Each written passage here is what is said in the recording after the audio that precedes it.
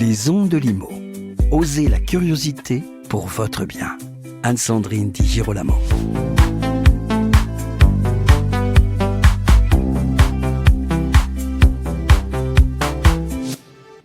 Les étudiants viennent à la matière de la copropriété avec réticence. C'est ce que m'a confié l'avocat et professeur à Assas Patrice Lebatteux dans un épisode précédent que vous avez peut-être écouté.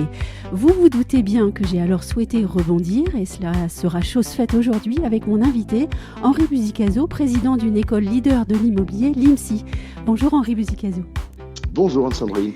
Confirmez-vous les propos de Patrice Lebatteux? Notre jeunesse éprouve-t-elle quelques difficultés à vouloir s'engager sur le chemin du droit de la copropriété et donc ensuite sur le chemin des métiers de la copropriété? Je ne peux pas cacher qu'il ait raison. Ça signifie deux choses. Oui.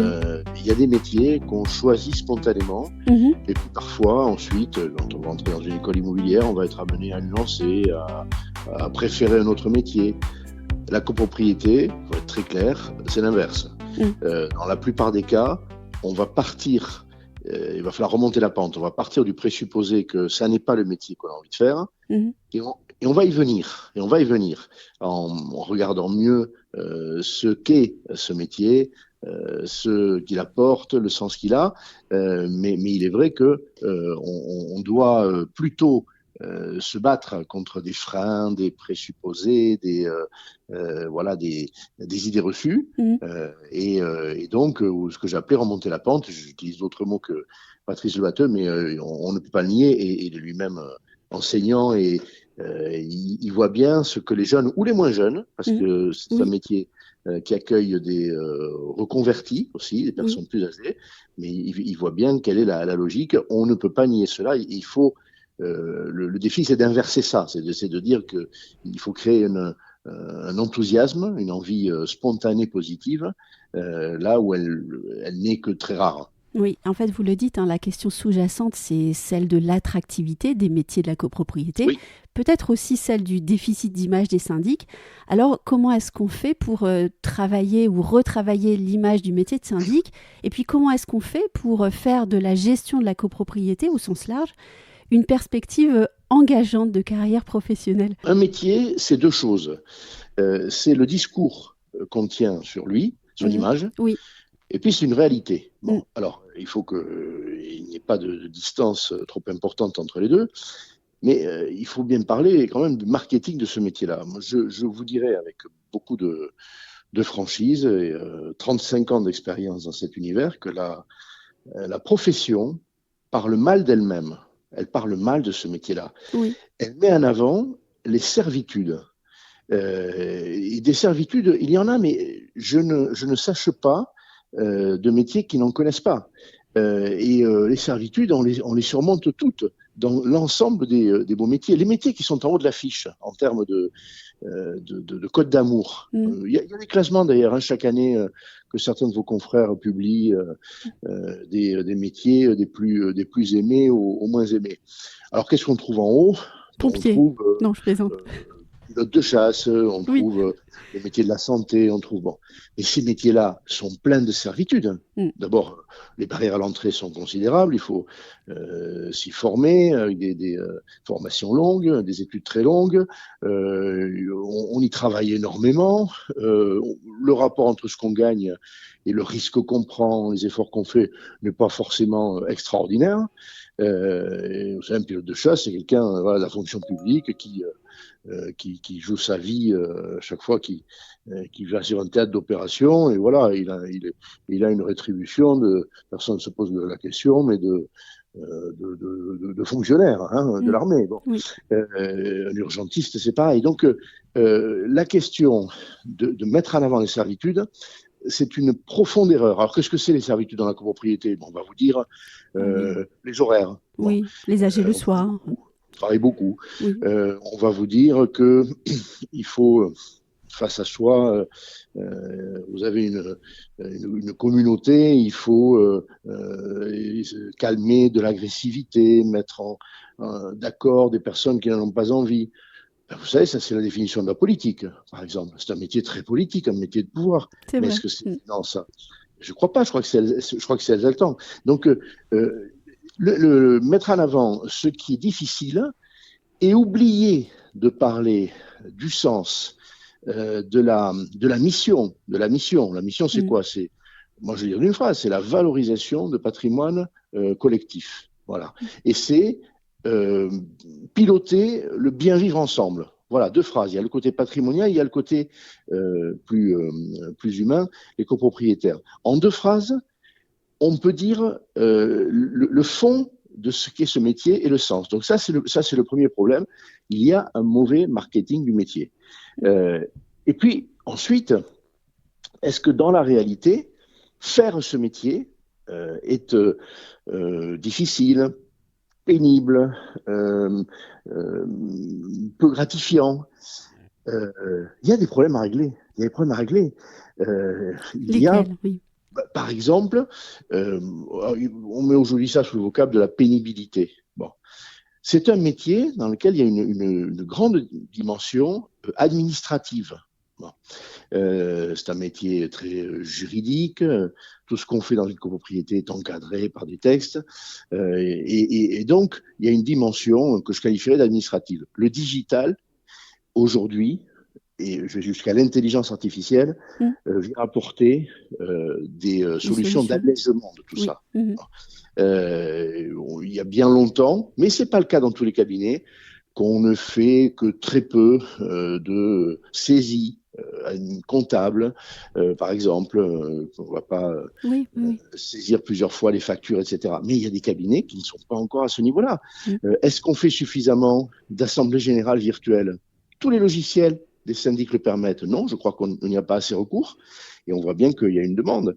L'intelligence artificielle pour, tenez, par exemple, comparer des factures, des propositions de fournisseurs, de prestataires. Eh bien, il y a aujourd'hui des outils IA qui permettent de le faire. Donc, il y a cette digitalisation qui est en marche, qui s'est accélérée depuis le Covid, qui n'est pas du tout arrivée à son terme. Oui. Et donc, c'est un métier qui a encore l'image d'un manque de modernité numérique. Deuxièmement, c'est un métier, on parlait de pénibilité. Les assemblées générales dans les grandes villes tardives. Mais ça, il appartient à la profession, c'est pas dans la loi, de discipliner, si je puis dire, les copropriétaires, de leur dire, mais écoutez, les assemblées générales, quand vous avez terminé votre journée, et qui vont mener le gestionnaire jusqu'à 23 heures, c'est-à-dire chez lui minuit, voire plus, ça ne doit plus exister parce que les personnes ont une vie et donc une fois par an, vous avez en général un appartement dans votre qui est votre résidence principale, tant mieux si vous en avez 2 ou 3, mais vous avez une assemblée générale, et bien on l'a fait en journée. Voilà, c'est un exemple, voilà une pénibilité qu'il faut gommer. Il ne faut pas non plus laisser passer les incivilités. On ne peut pas nier, mais les policiers, les médecins, les restaurateurs connaissent ça, qu'il y a aujourd'hui des incivilités. C'est-à-dire qu'effectivement, dans des assemblées, des personnes, parce qu'il y a des tensions économiques, sociales, se permettent des comportements qu'il ne faut pas laisser passer. Et voilà, et donc les patrons notamment des gestionnaires dans ces cabinets doivent dire stop à ça. Voilà, donc il y a un certain nombre de choses auxquelles il faut remédier. Pour le reste, ce métier, il a un sens qui est indéniable, qui est même immense, assez magique, avec 2 vertus, une très grande liberté, c'est-à-dire vous avez un dossier, de bout en bout, vous en avez la responsabilité. Il y a très peu de métiers où c'est le cas. C'est la magie du mandat. Mais complètement. Et même si vous avez 23 ans, c'est vertigineux d'ailleurs, on va vous confier la gestion d'une copropriété et tout vous appartient. Tout. Et deuxièmement, c'est un métier, je l'ai évoqué en parlant tout à l'heure d'une autre manière de la copropriété, c'est un métier de pouvoir. C'est-à-dire que c'est un métier il va falloir convaincre. C'est un métier politique. Et ça, c'est magique. C'est-à-dire se dire...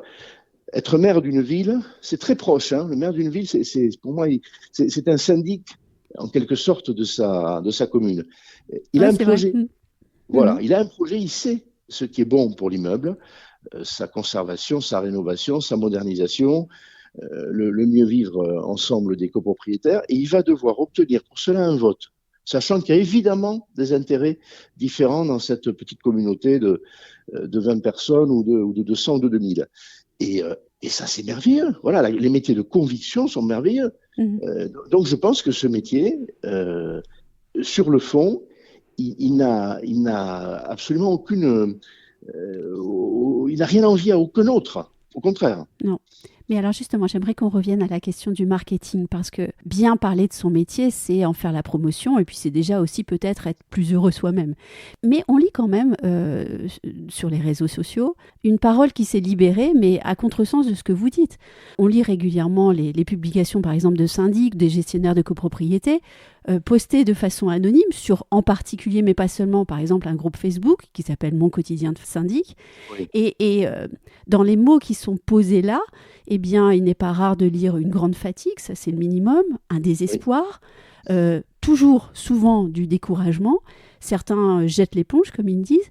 Alors, en fait, est-ce que ce ne sont pas les professionnels eux-mêmes qui se trompent dans leur communication ? Ou en tout cas, on les encourage à cela, à cette libération de la parole. Mais est-ce que ce n'est pas un peu contre-productif ? Alors, vous avez tout à fait raison d'identifier ce mouvement de libération de la parole des gestionnaires, c'est-à-dire des personnes qui font le métier.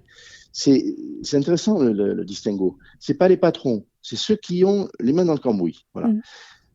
Qui peuvent aussi être dirigeants de leur cabinet. Oui. Il y a les deux, il y a les deux profils d'ailleurs. Voilà, il y a les deux, mais d'abord, parce que derrière ça, il y a une association que je connais bien, dont je connais bien le fondateur et dont je connais bien l'utilité. On parle de faire le métier. J'approuve à l'initiative qui a consisté, il pourrait y en avoir d'autres, à libérer la parole de ceux qui sont sur le terrain, parce que déjà, la libération de la parole, on sait que c'est une guérison. Bon. Il ne faut pas prendre sur soi, il faut dire ça va pas, ça va pas. Par exemple, dénoncer la pénibilité, c'est déjà être sur le chemin du traitement. Bon.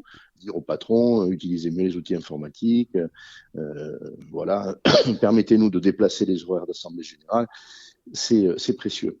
Mais est-ce qu'il faut le rendre public, oui? Ça ne me gêne pas qu'on le rende public, à condition que ça conduise à quelque chose. Parce que moi, ce que je peux dire aussi, comme président d'école, c'est que ceux qui vont faire le métier, je vois ceux qui entrent dans le métier, d'abord, ils sont plus nombreux qu'il y a 5 ou 10 ans. Oui. Il faut le dire. Ils sont en gros 3 fois plus nombreux. On est loin du compte, le métier reste en tension. Mais vous voyez, il y a 10 ans, il n'y avait guère qu'entre 3 et 5% de diplômés de master qui allaient vers ce métier. Des masters spécialisés en immobilier. Aujourd'hui, je vous donne mes chiffres, je pense qu'ils sont communs à mes confrères, on est à 12,5%. Voilà, bon, sur les dernières cohortes. Alors, c'est pas ridicule. Et surtout, c'est une vraie progression. Mais il en faudrait sûrement plutôt 16, 17, 18% ou 20%. Ça veut dire que je mesure qu'il y a des problèmes de management. Ce métier, j'utilisais le mot, je revendique, il est vertigineux par les responsabilités qu'il vous donne.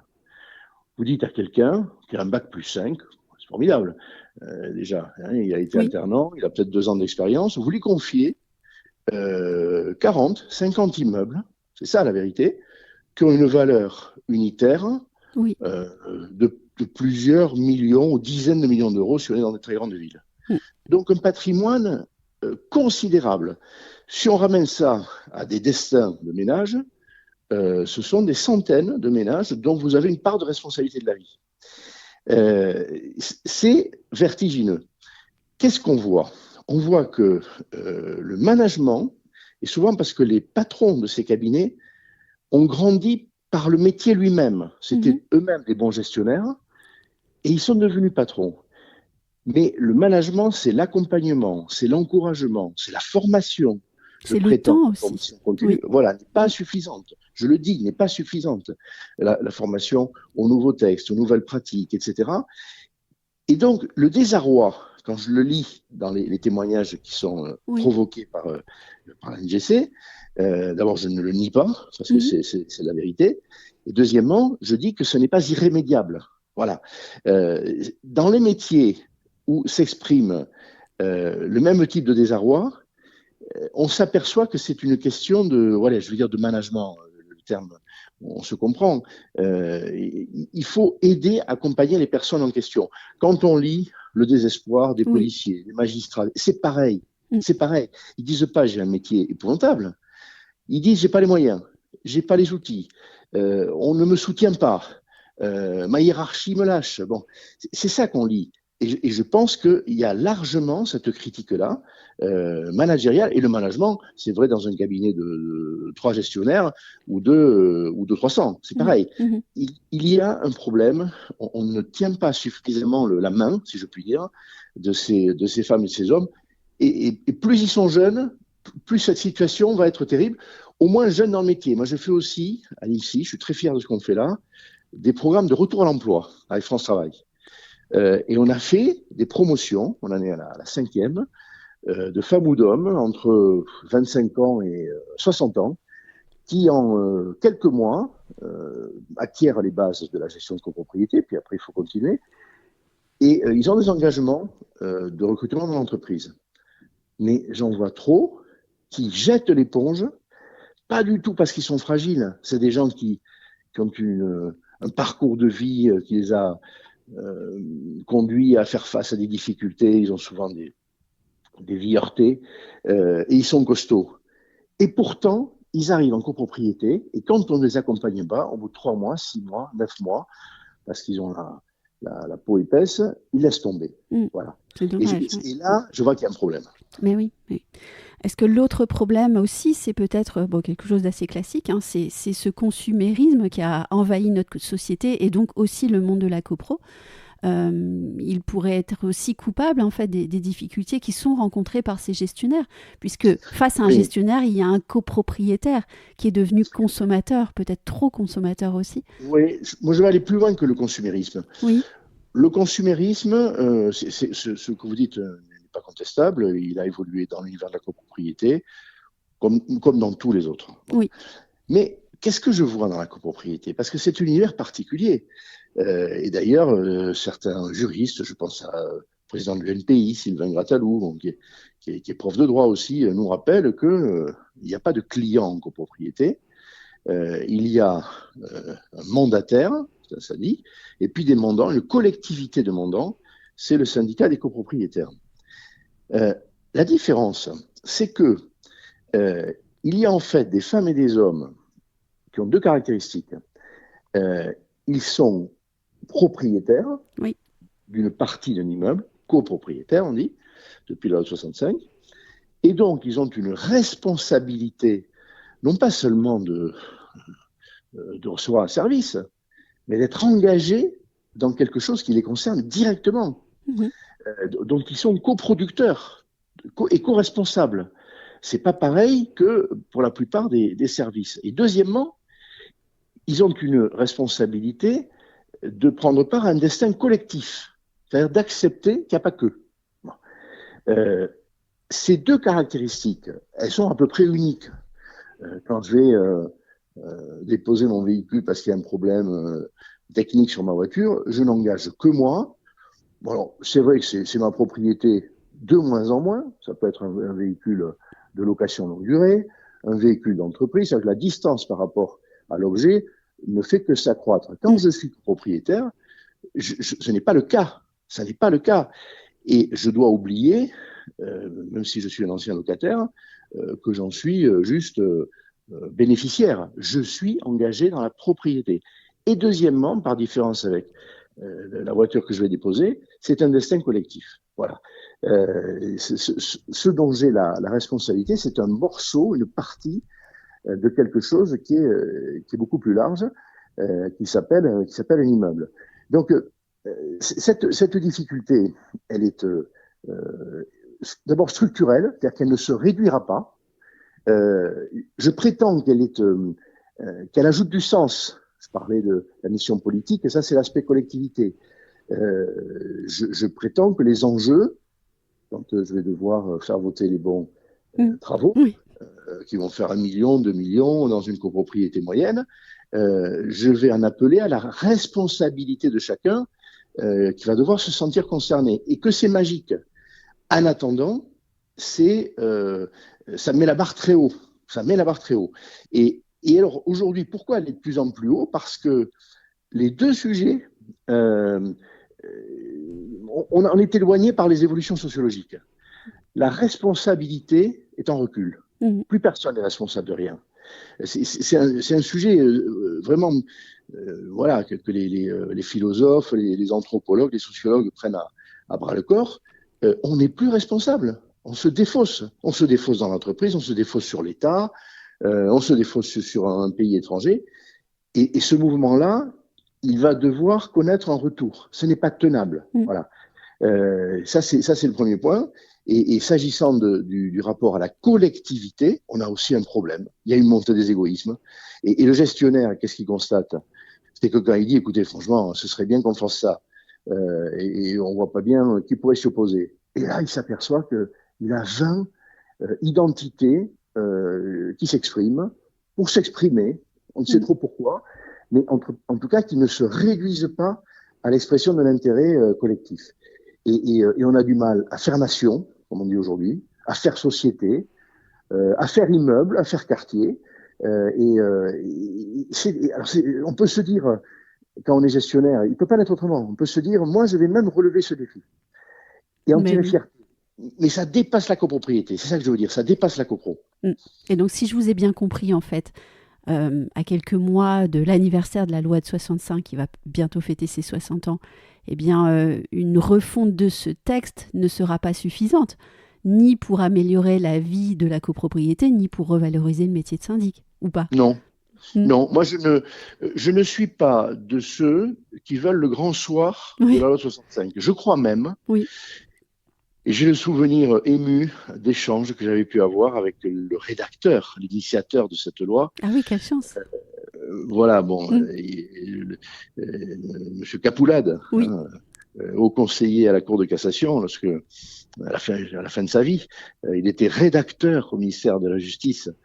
C'était son titre, c'est-à-dire jeune haut fonctionnaire en 1963, 4 et 5. Il a écrit la loi, il l'a inspirée. On s'accordait à trouver que c'était un grand juriste remarquable. Et moi, j'ai eu la chance de lui parler quelques mois avant qu'il nous quitte. On célébrait alors, non pas les 60 ans, mais les 50 ans, le jubilé de la loi de 65. Et je l'avais interrogé sur la modernité ou au contraire la péremption de ce modèle. Et il ne trouvait pas le modèle périmé, en faisant une analyse intransigeante. Il trouvait que les problèmes, c'était le heurt entre ce modèle qui créait une démocratie de palier. C'est une petite démocratie, et on n'aurait pas l'idée de dire que la démocratie, moi en tout cas je ne l'ai pas, est à jeter aux orties, mais c'est adapter cette démocratie, la faire vivre aux problèmes sociologiques, économiques, et quand on dit sociologique, c'est aussi la diversité, par exemple, jusque ethnique, religieuse. Dans des immeubles. Ça va jusque-là. Dans des immeubles aujourd'hui, vous avez des personnes qui n'ont plus de problèmes, qui sont retraitées, qui ont des moyens, ou qui n'en ont pas. Il y a d'ailleurs les deux, avec des accédants à la propriété qui sont au maximum de leur taux d'effort, avec des investisseurs qui ne s'intéressent pas à ce qui se passe dans l'immeuble. Une diversité de situations qu'on n'avait absolument pas en 1965. Absolument pas. Il y avait une simplicité et on a fait un modèle qui est rustique, qui aujourd'hui doit être plastique à ces réalités, notamment nationales, françaises, sociologiques et économiques. Et c'était le regard que portait Pierre Capoulade, et la lecture, quand je l'avais interrogé, comme vous m'interrogez, elle n'avait pas été juridique. Les grands juristes, ils ne répondent pas en termes de droit. Ils prennent du champ, ils prennent de la hauteur. Et il m'avait répondu sur d'autres thèmes. Moi, je prétends que ce modèle d'organisation de la micro-démocratie est irréprochable. À la marge, on peut retoucher ceci, cela. D'ailleurs, on a retouché la loi 65, je ne sais combien de dizaines de fois depuis sa promulgation. Et on le fera encore. Mais c'est à la marge. L'esprit de la loi 65 pour moi, est extrêmement moderne et il faut jouer avec. C'est comme la Constitution française, c'est comment on fait pour adapter ça aux réalités, mais certainement pas en déchirant la copie. Et merci d'avoir rappelé la force de la finesse, de la délicatesse de la pensée d'un grand juriste déjà. Oui. Et puis aussi, peut-être aussi nous avoir rappelé que la notion de responsabilité, voire celle de l'éducation, eh bien en fait, elle est première. Oui, tout à fait. Je crois même que quand on se pose un peu, est-ce que la copropriété, qui concerne une vingtaine de... en fait, aujourd'hui, oui, c'est ça, quelque chose comme un tiers de la nation française qui vit sous ce régime-là, mais qui vit sa démocratie, par ailleurs, tout le temps, dans la rue, au moment de déposer un bulletin dans l'urne. Bon, je pense que c'est un lieu où la démocratie est mise à l'épreuve. Voilà. Fortement, et donc, où elle peut s'épanouir de manière heureuse, parce qu'il y a une copropriété heureuse. Il y a beaucoup d'immeubles, et c'est la majorité, où finalement, ça peut être dans la difficulté, au forceps, mais finalement, on va prendre les bonnes décisions, on va faire ce qu'il faut, l'immeuble va se valoriser, les gens vont être plutôt bien ensemble, quoi qu'il en soit, le règlement de copropriété va être plutôt respecté.